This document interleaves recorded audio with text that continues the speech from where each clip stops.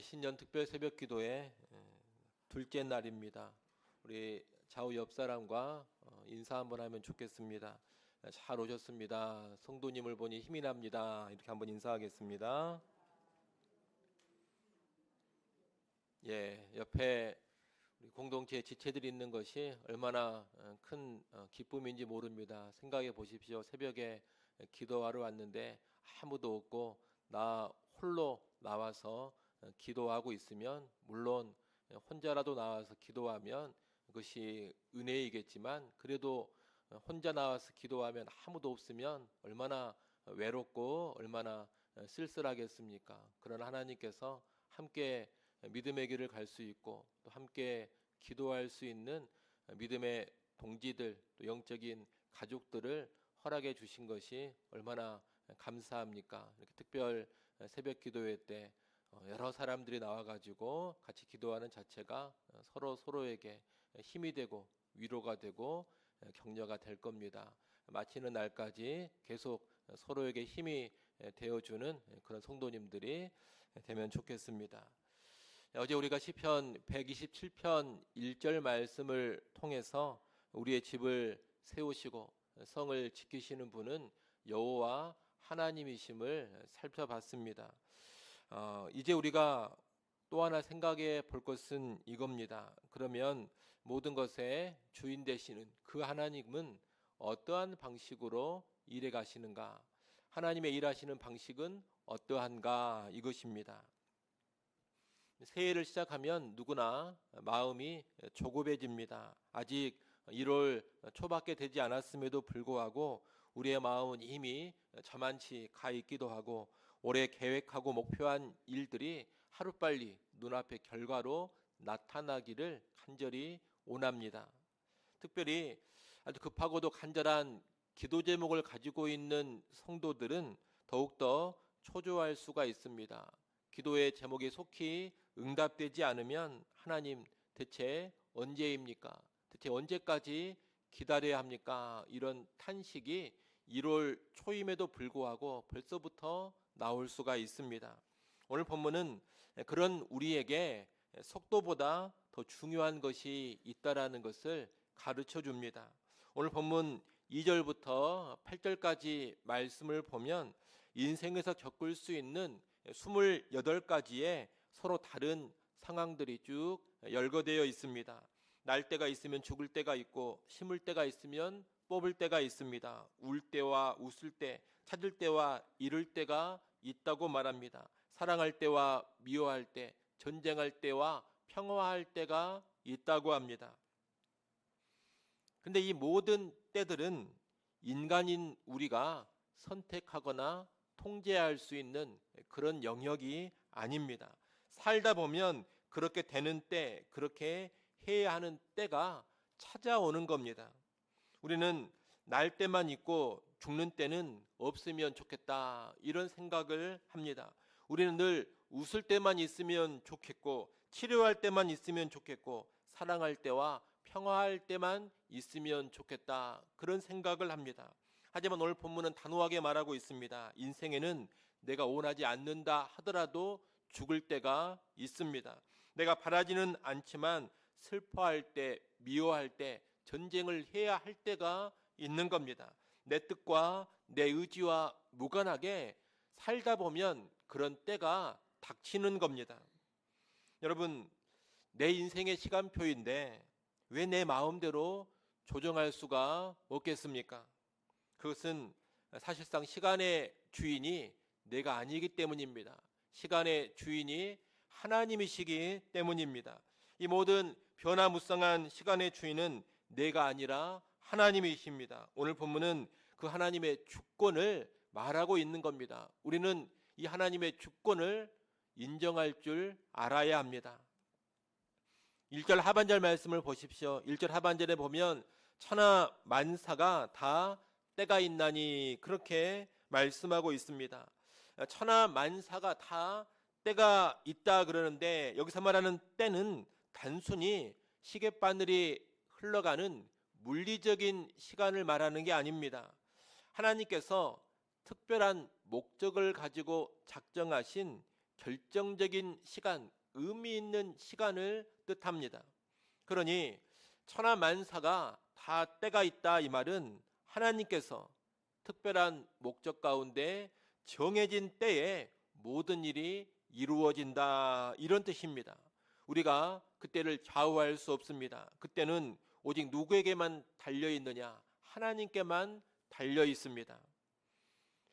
우리가 신앙생활을 하는데 믿음이 좋다, 믿음이 나쁘다, 그런 말들을 하곤 합니다.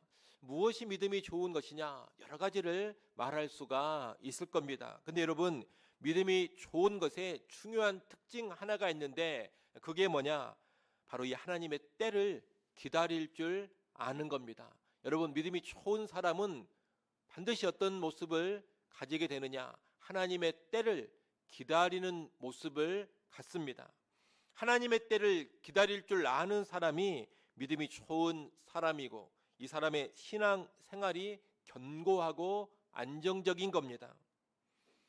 우리 신앙 생활의 위기는 하나님의 때를 기다리지 못하는 조급함에서 찾아올 때가 많습니다. 많은 신자들이 하나님의 때를 기다리지 못해서 그릇 행하곤 합니다. 기다리지 못해서 하나님을 향해 원망을 하고 불평을 합니다. 기다리지 못해서 낙심을 하고 낙담을 합니다. 기다리지 못해서 깊은 불신의 늪에 빠지기도 합니다. 기다리지 못해서 해서는 안 되는 일을 해버리기도 합니다. 기다리지 못해서 실패하고 기다리지 못해서 무너져 버리는 겁니다. 여러분, 농부를 한번 생각해 보십시오. 농부가 씨를 뿌렸는데 땅에 씨를 뿌린 뒤에 싹이 언제 나는지 이것이 초조해 가지고 매일 흙을 파헤쳐 버린다면 그 씨앗이 어떻게 되겠습니까? 아마 싹이 나기도 전에 말라 죽어버릴 겁니다. 농부가 씨를 뿌렸으면 알아서 싹을 틔우고 흙 위로 줄기가 올라올 때까지 기다려야 되는 겁니다. 기다리지 못하고 흙을 파헤쳐 버리면 아무런 결과도 얻지 못하게 됩니다.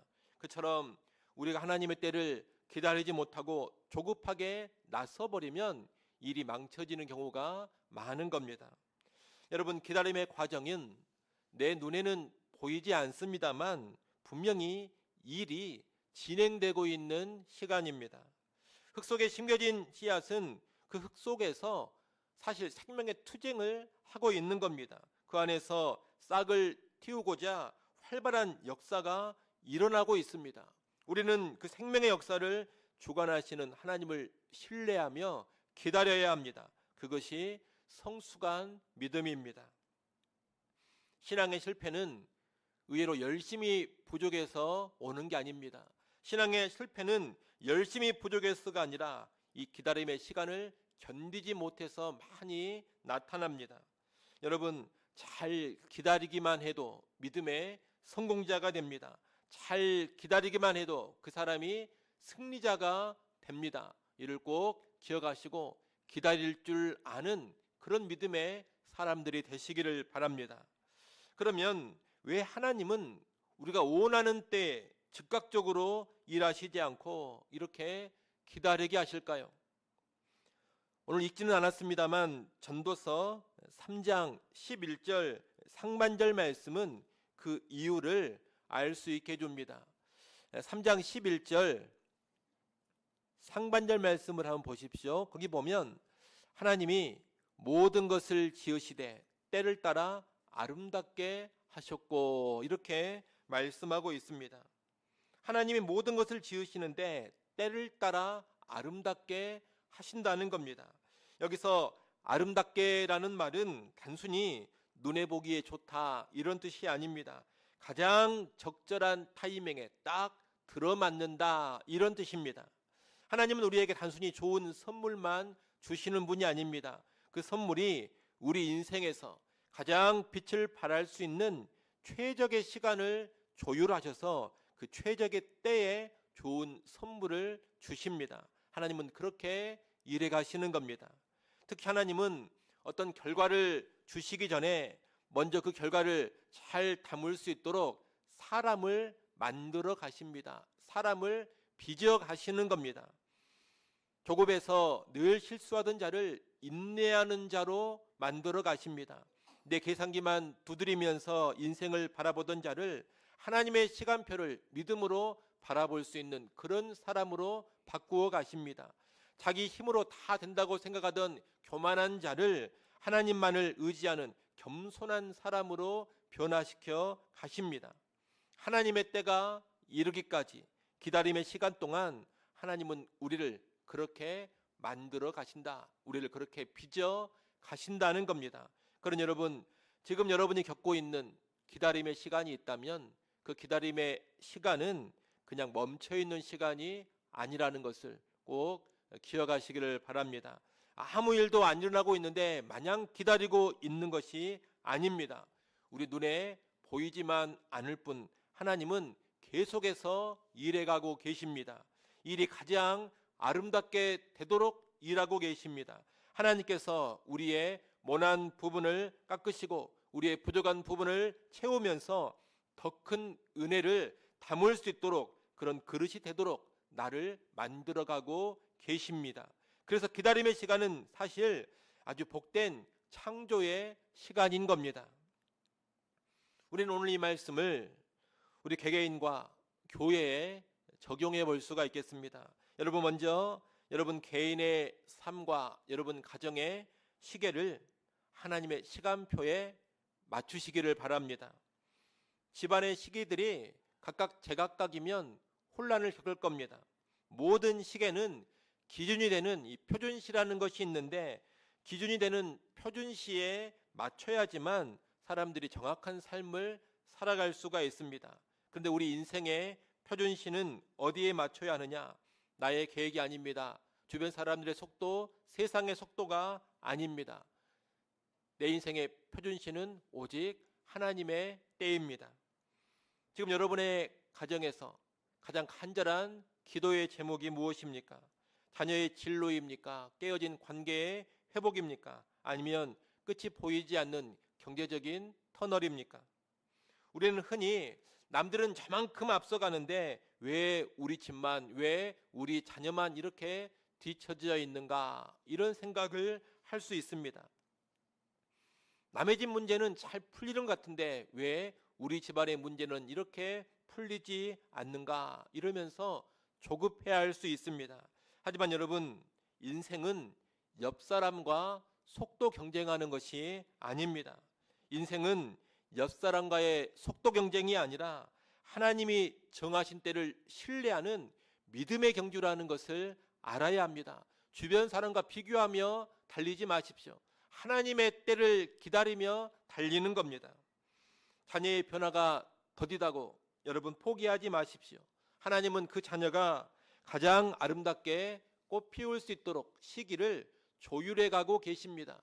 내가 볼 때는 참 막막하고 답답하지만 하나님은 그 자녀의 인생 가운데 보이지 않지만 열심히 일해 가고 계십니다. 경제적인 문이 쉽게 열리지 않아서 답답하십니까? 하나님은 단순히 돈의 문제를 해결해 주는 것을 넘어서서 여러분이 어떤 상황에서도 요동치 않는 믿음의 부자가 되기를 원하시며 일해가고 계시는 겁니다. 오늘 전도서 3장 1절 범사의 기한이 있고 천하만사의 때가 있다는 말씀은 우리가 억지로 인생의 시계바늘을 돌리지 않아도 된다는 해방의 선포입니다. 여러분, 오늘 새벽 시간에 내 손목의 시계를 보면서 한숨 짓는 대신에 나와 우리의 가정과 우리의 자녀들을 향한 완벽한 때를 조율해 가시는 하나님의 시계를 바라보기를 바랍니다. 믿음의 눈으로 바라봐야 합니다. 내 계획보다, 내가 원하는 때보다 하나님의 계획과 하나님의 때가 항상 옳다는 것을 인정할 때 비로소 우리의 삶 가운데 하늘의 평안이 임하게 될 겁니다. 둘째로 우리 교회 공동체도 함께 기다리는 훈련을 해야 합니다. 개인의 삶에 다양한 때가 있듯이 교회라는 신앙 공동체에도 하나님 정하신 때, 하나님이 정하신 시즌이 있습니다. 어떤 때는 뜨겁게 달려가면서 눈에 띄는 부흥과 성장을 경험할 때가 있지만 또 어떤 때는 아무리 애써도 눈에 보이는 열매 없이 아주 기나긴 겨울을 지나는 때와 같은 그런 때가 있습니다. 이때 우리가 경계해야 할 것은 공동체 안의 조급함입니다. 우리끼리 조급해지면 이 겨울의 시기를 보낼 때 자꾸 서로를 탓하게 됩니다. 왜 기도가 부족하냐? 왜 열심히 안 하냐? 왜 장로가 뭘 안 하냐? 왜 권사님이 그러냐? 왜 집사님이 그러냐? 네 탓이다. 네가 문제다. 자꾸 이런 소리들이 나오는 겁니다. 조급해지면 그렇게 됩니다. 조급한 가운데 서로를 채근하다가 하나님이 빚어가시는 아름다운 때를 망쳐버리기도 하는 겁니다. 그러나 여러분, 공동체는 하나님의 때가 차기까지 함께 견뎌내는 기다림의 연대로 세워져 가는 겁니다. 함께 인내하며 기다리는 그 믿음 가운데 교회는 더 건강하게 견고하게 세워져 갑니다. 지금 우리 교회가 함께 기도하며 기다리는 시간이 있다면, 함께 사랑하며 인내하는 시간이 있다면 그 시간은 결코 정체된 시간이 아닙니다. 그저 어두운 겨울의 시기가 아닙니다. 하나님은 그런 기다림의 시간을 통해서 우리 교회 내면을 더 풍성하게 다듬어 가고 계시는 겁니다. 숫자가 늘어나는 부흥을 주시기 전에 먼저 우리가 한 사람을 뜨겁게 사랑할 수 있는 그런 심령을 갖도록 빚어가시기도 할 겁니다. 외적인 일들을 감당하기 전에 먼저 우리가 사랑의 연합을 이루도록 빚어가시기도 할 겁니다. 힘든 일이 있으면 서로 위로하고 격려하는 뜨거운 사랑의 공동체가 되도록 만들어 가시기도 할 겁니다. 큰일을 감당하게 하시기 전에 먼저 우리가 자기의 목소리를 낮추고 하나님의 세미한 음성에 귀를 기울일 줄 아는 그런 영성을 갖추게도 하실 겁니다. 의심을 버리고 하나님을 신뢰하는 믿음을 갖게 하시고 교만을 버리고 오직 하나님만을 의지하는 그런 믿음을 갖게 만들어 가시기도 할 겁니다. 우리에게 필요한 것을 갖추게 하시는 겁니다. 여러분, 이스라엘 백성은 광야 생활을 할 때 구름 기둥이 머물러 있으면 일주일이든 한 달이든 그냥 그 자리에 멈춰서 있어야 했습니다. 하나님이 그렇게 멈춰서 있는 시기를 주신 이유는 공동체는 나아가는 법만이 아니라 함께 머무는 법도 배워야 하기 때문입니다. 여러분, 교회는 늘 전진만 하는 공동체가 아닙니다. 하나님이 때를 허락하시지 않으면 그 자리에 가만히 머물러서 한 달이고 두 달이고 1년이고 2년이고 함께 머물러 있어야 할 때도 있는 겁니다. 그 시기가 절대로 의미 없는 시기가 아닙니다. 우리가 함께 인내하며 기다릴 때 하나님께서는 가장 적절한 아름다운 때에 이루어야 될 일을 이루어 주시는 겁니다. 그러나 여러분, 우리 교회 공동체도 머물러야 할 때가 있다면 함께 머무르면서 인내하고 함께 기다릴 줄 아는 그런 공동체가 될 수 있기를 간절히 바랍니다. 이제 말씀을 맺습니다. 여러분, 2026년 한 해는 모든 일이 내 뜻대로 술술 풀리는 그런 해가 아닐 수도 있습니다. 때로는 눈물을 흘려야 할 때도 있을 것이고 소중한 것을 내려놓아야 할 때도 있을 겁니다. 그러나 여러분 꼭 기억하시기를 바랍니다. 그 모든 순간, 그 모든 때가 하나님의 주권 아래에 있습니다. 하나님의 때는 결코 틀리지 않습니다. 하나님 때는 결코 늦지도 않습니다. 사람이 볼 때는 틀린 것 같고 사람이 볼 때는 늦은 것 같아도 하나님은 가장 정확한 때, 가장 선한 것으로 우리에게 찾아오십니다. 그러니 우리는 결과를 달라고 기도하기보다는 시간을 맡길 수 있는 믿음을 달라고 먼저 기도해야 합니다.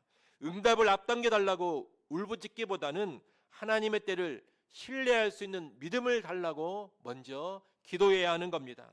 여러분이 새벽 시간에 하나님, 내가 하나님보다 앞서지 않게 하옵소서, 조급함으로 하나님의 때를 망치지 않게 하여 주옵소서, 주의 때를 기다리는 성숙한 믿음을 주셔서 훗날 내 인생을 가장 아름답게 빚으신 주님을 찬양하게 하옵소서. 이렇게 고백할 수 있기를 바랍니다. 이 믿음의 고백으로 2026년 한 해를 살아가는 우리 모두가 될 수 있기를 주의 이름으로 축원합니다.